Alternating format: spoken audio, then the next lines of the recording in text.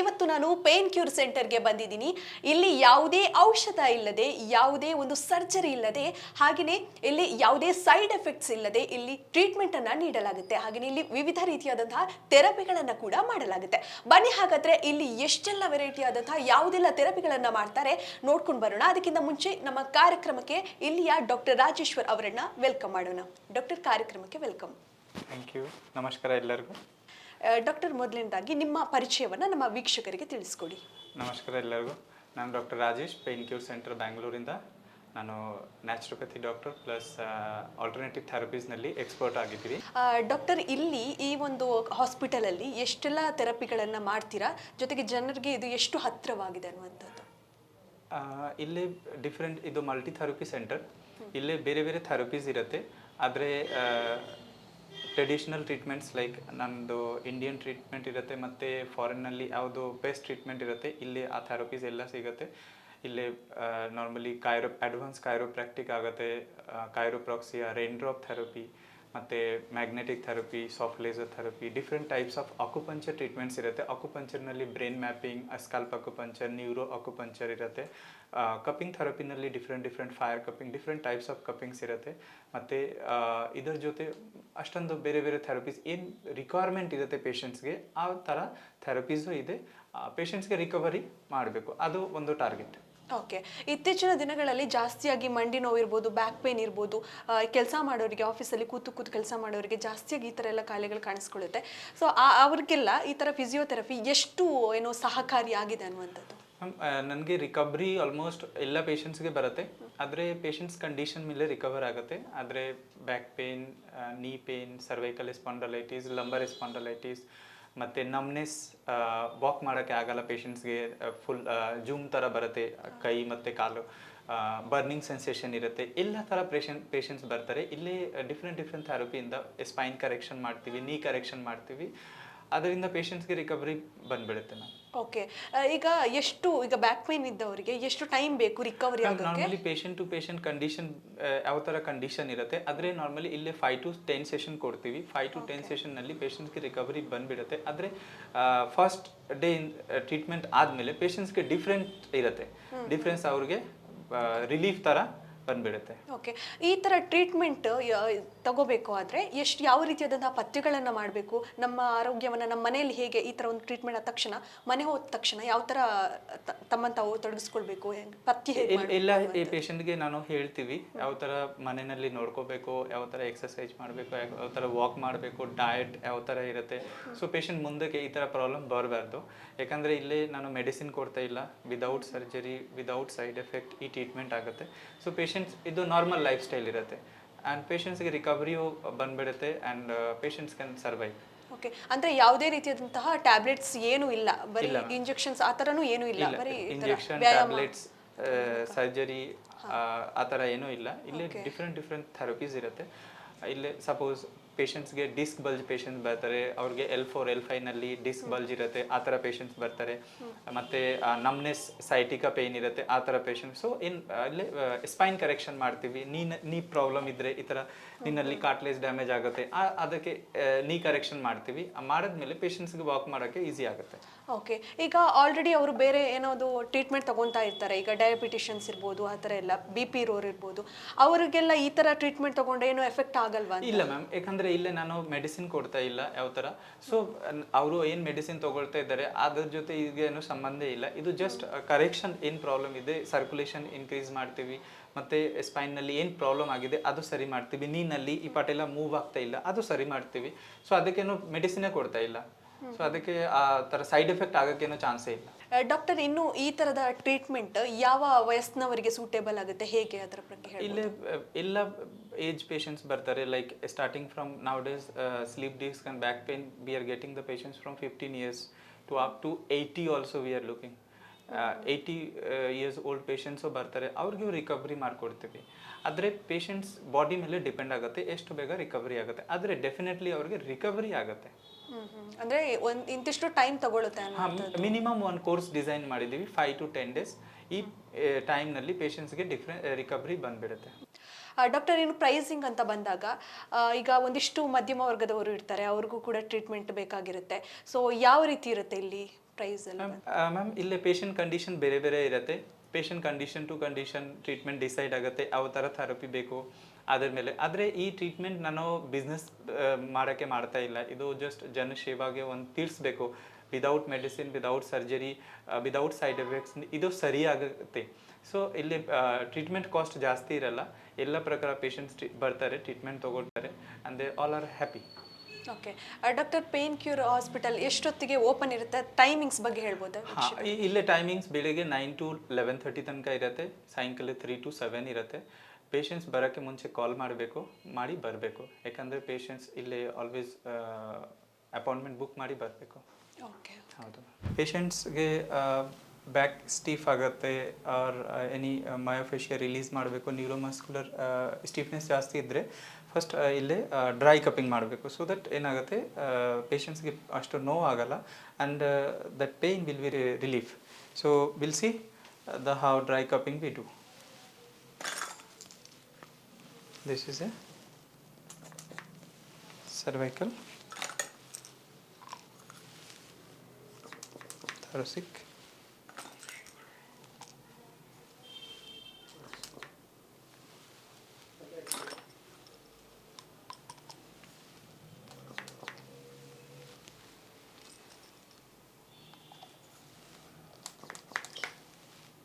okay. अब हम लोग फायर कपिंग करने जा रहे हैं. फायर कपिंग ब्लड सर्कुलेशंस को बढ़ाता है एंड जो मसल्स है, न्यूरो मसल्स को रिलीज़ करता है. जो लिम्फ नोड्स बन जाते हैं या कोई भी इन्फ्लेमेशन, उसको रिड्यूस करने में हेल्प करता है और ये बहुत ही इफ़ेक्टिव है. हम लोग अभी ट्रीटमेंट करने के बाद हम देखेंगे कि कितना इसमें पेशेंट्स को रिजल्ट्स आ रहे हैं, but it will be very effective. Okay.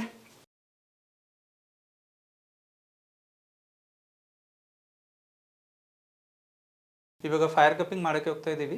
Fire cupping blood circulations increase, fire ಕಪ್ಪಿಂದ ಬ್ಲಡ್ ಸರ್ಕ್ಯುಲೇಷನ್ ಇನ್ಕ್ರೀಸ್ ಆಗುತ್ತೆ. ಆ್ಯಂಡ್ ಎನಿ ಮಸಲ್ ಸ್ಟಿಫ್ನೆಸ್, ಮಸಲ್ಸ್ನಲ್ಲಿ ಟೈಟ್ನೆಸ್ ಇದ್ದರೆ, ಸ್ಟಿಫ್ನೆಸ್ ಇದ್ದರೆ, ನೋವು ಇದ್ದರೆ ಅದು ಕಮ್ಮಿ ಆಗುತ್ತೆ ಇನ್ಸ್ಟೆಂಟ್ಲಿ ಆಫ್ಟರ್ ದ ಟ್ರೀಟ್ಮೆಂಟ್. ಇವಾಗ ಫೈರ್ ಕಪ್ಪಿಂಗ್ ಮಾಡ್ತಾಯಿದ್ದೀವಿ.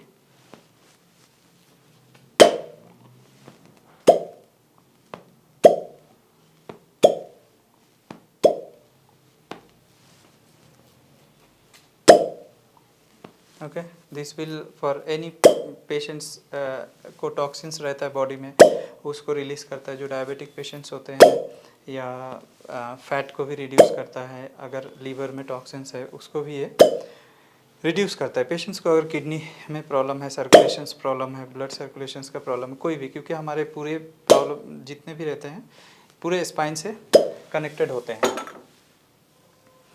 अभी हम लोग ये चाइनीज़ में बहुत फेमस है, इसको बम्बू कपिंग बोलते हैं. ये बहुत ही इफेक्टिव होता है. You can C.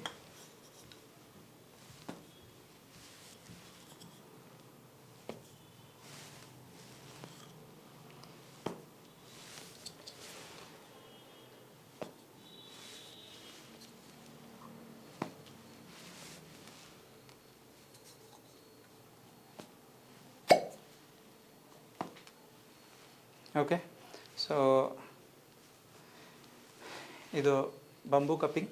This is also fire cupping ಥರ one of the advance therapy. ಇದರಲ್ಲಿ ಇನ್ಸ್ಟೆಂಟ್ಲಿ ರಿಸಲ್ಟ್ಸ್ ಬರುತ್ತೆ. ಓಕೆ. ಸೊ ನಾವು we will see one more type of fire cupping. Okay. नहीं.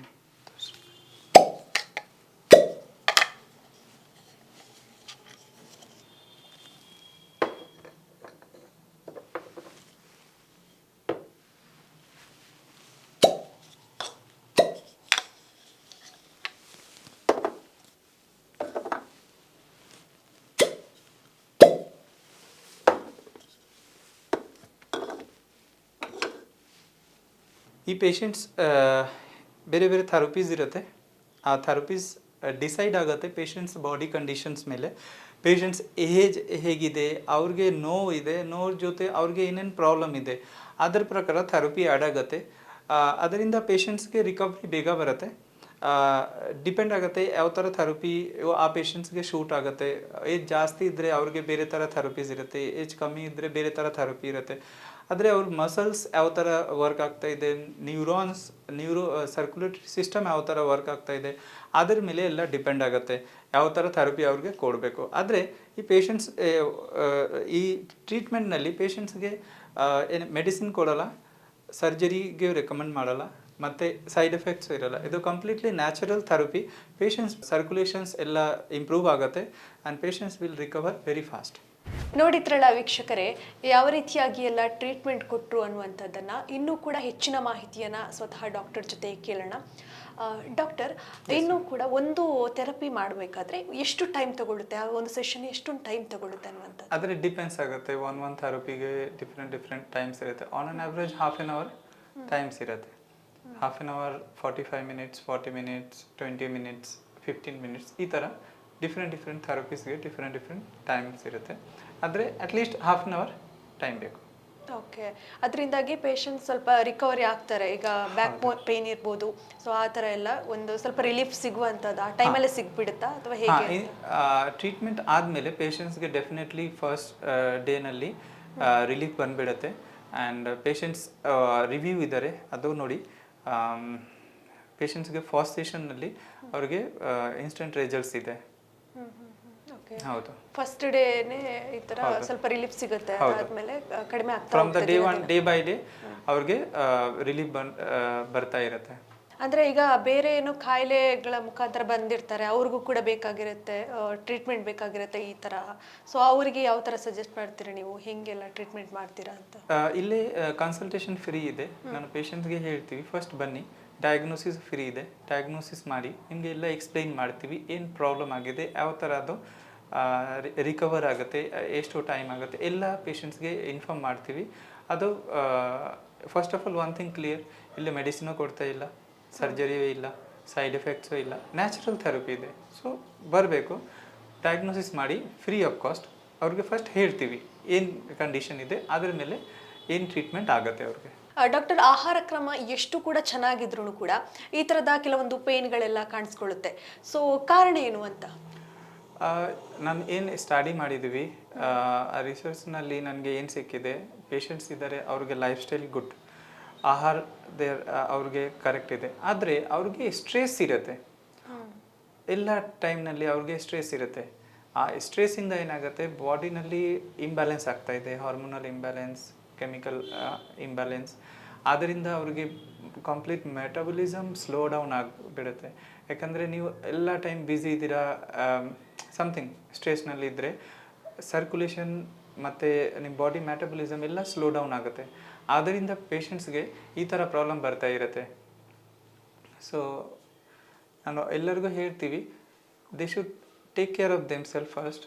ನಾನು ಏನು ಮಾಡ್ತೀವಿ ಇಲ್ಲೇ, ಸಪೋಸ್ ಇವತ್ತು ಸ್ವಲ್ಪ ನೋವಿದ್ದರೆ ಅದು ಸ್ವಲ್ಪ ಓಕೆ ಮ್ಯಾನೇಜ್ ಮಾಡೋಣ, ಆ ಥರ ನೀವು ಬಾಡಿಗೆ ರೆಸ್ಟ್ ಕೊಡ್ತಾ ಇಲ್ಲ, ಕಂಟಿನ್ಯೂ ಅದು ಯೂಸ್ ಮಾಡ್ತಾ ಇದ್ದರೆ ಇದು ಸ್ಲೋಲಿ ಡ್ಯಾಮೇಜ್ ಆಗುತ್ತೆ. ಸೊ ಸಡನ್ಲಿ ಒಂದು ದಿವಸ ನಿಮಗೆ ಸ್ಲಿಪ್ ಡಿಸ್ಕ್ ಆರ್ ನೀನಲ್ಲಿ ಪ್ರಾಬ್ಲಮ್ ಬಂದುಬಿಡುತ್ತೆ, ಆ ಥರ ಇದೆ.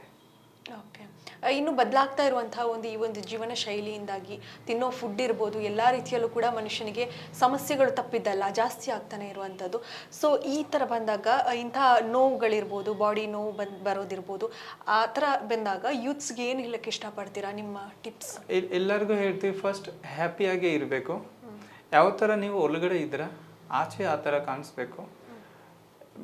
ಏನು ನಿಮಗೆ ಸ್ಟ್ರೆಸ್ ಇರುತ್ತೆ, ನಿಮ್ಮ ಫ್ಯಾಮಿಲಿ ಜೊತೆ ಅದು ಶೇರ್ ಮಾಡಬೇಕು. ಸೊ ಎಲ್ಲರೂ ಆ ಹ್ಯಾಪಿಯಾಗಿ ಇದ್ದರೆ ನಿಮಗೆ ಮ್ಯಾಕ್ಸಿಮಮ್ ಅಲ್ಲೇ ಹೀಲಿಂಗ್ ಆಗಿಬಿಡುತ್ತೆ. ಇವತ್ತು ಏನಕ್ಕೆ ಪ್ರಾಬ್ಲಮ್ ಸ್ಟಾರ್ಟ್ ಆಗ್ತಾ ಇದ್ದರೆ ಅದನ್ನು ನೋಡ್ಕೋಬೇಕು, ಅವಾಯ್ಡ್ ಮಾಡಬಾರ್ದು. Okay, thank you doctor. ನೋಡಿದ್ರಲ್ಲ ವೀಕ್ಷಕರೇ, ಡಾಕ್ಟರ್ ರಾಜೇಶ್ ಅವರು ನಮಗೆ ಸಾಕಷ್ಟು ಮಾಹಿತಿಯನ್ನು ತಿಳಿಸ್ಕೊಟ್ರು. ನಮ್ಮ ದೇಹದಲ್ಲಿ ಕಾಣಿಸ್ಕೊಳ್ಳುವಂತಹ ಕೆಲವೊಂದು ನೋವುಗಳಿಗೆ ಯಾವ ರೀತಿಯಾಗಿ ಇಲ್ಲಿ ಟ್ರೀಟ್ಮೆಂಟನ್ನು ಕೊಡ್ತಾರೆ ಅನ್ನುವಂಥದ್ದು, ಸಾಕಷ್ಟು ವಿಚಾರಗಳು ನಿಮಗೆ ತಿಳಿಸ್ಕೊಟ್ರು ಅನ್ನುವಂಥದ್ದು. ಸೊ ನಿಮಗೆ ಈ ಥರ ಏನಾದರೂ ಸಮಸ್ಯೆಗಳು ಕಂಡು ಬಂದಲ್ಲಿ ನೀವು ಕೂಡ ಇಲ್ಲಿಗೆ ಬಂದು ಪೇನ್ ಕ್ಯೂರ್ ಸೆಂಟರ್ಗೆ ಬಂದು ನಿಮಗೆ ಏನಿದೆ ಎಲ್ಲ ಬಂದು ಇಲ್ಲಿ ಹೇಳ್ಕೊಂಡು ನಿಮಗೆ ಅದಕ್ಕೆ ಬೇಕಾದಂತಹ ಟ್ರೀಟ್ಮೆಂಟನ್ನು ಪಡ್ಕೋಬೋದು. ನಿಮಗೆ ಒಳ್ಳೆಯ ಎಕ್ಸ್ಪೀರಿಯನ್ಸ್ ಸಿಗುತ್ತೆ. ಹೆಚ್ಚಿನ ಮಾಹಿತಿಯನ್ನು ನಿಮಗೆ ನಾವು ಡಿಸ್ಕ್ರಿಪ್ಷನ್ ಅಲ್ಲಿ ತಿಳಿಸ್ತೀವಿ.